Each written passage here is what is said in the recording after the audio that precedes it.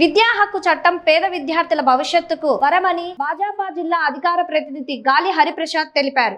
2026-27 విద్యా సంవత్సరానికి private aided పాఠశాలల్లో 25% కోటా కింద ప్రవేశాలకు దరఖాస్తులు ఆహ్వానిస్తున్నట్లు వెల్లడించారు.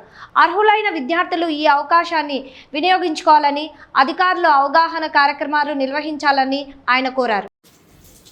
అందరికీ నమస్కారం. ఇవాళ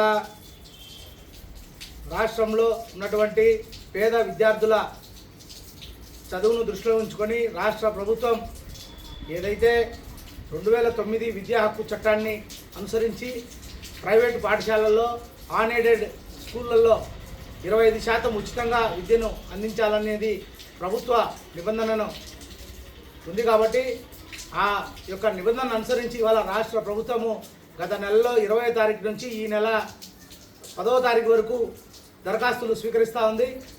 ఈ యొక్క దరఖాస్తులు ఎస్సీ, ఎస్టీ, బీసీ మైనార్టీలకే కాకుండా ఓసీ విద్యార్థులు కూడా ఈ యొక్క అవకాశాన్ని సద్వినియోగం చేసుకోవాలని చెప్పి భారతీయ జనతా పార్టీ సూచిస్తూ ఉంది. ఏదైతే సమాజంలో విద్య అనేది ప్రాథమిక హక్కు కాబట్టి ఆ హక్కు డబ్బు లేని కారణంగా వారి యొక్క చదువు ఆగిపోకూడదన్నటువంటి ఉద్దేశంతో ప్రభుత్వం తీసుకొస్తున్నటువంటి ఈ యొక్క విద్యా హక్కు చట్టం కింద ఉచిత విద్యను అందిస్తున్నటువంటి నేపథ్యంలో ప్రతి ఒక్కరు కూడా ఈ యొక్క అవకాశాన్ని సద్వినియోగం చేసుకోవాలని చెప్పి భారతీయ జనతా పార్టీ విజ్ఞప్తి చేస్తూ ఉంది.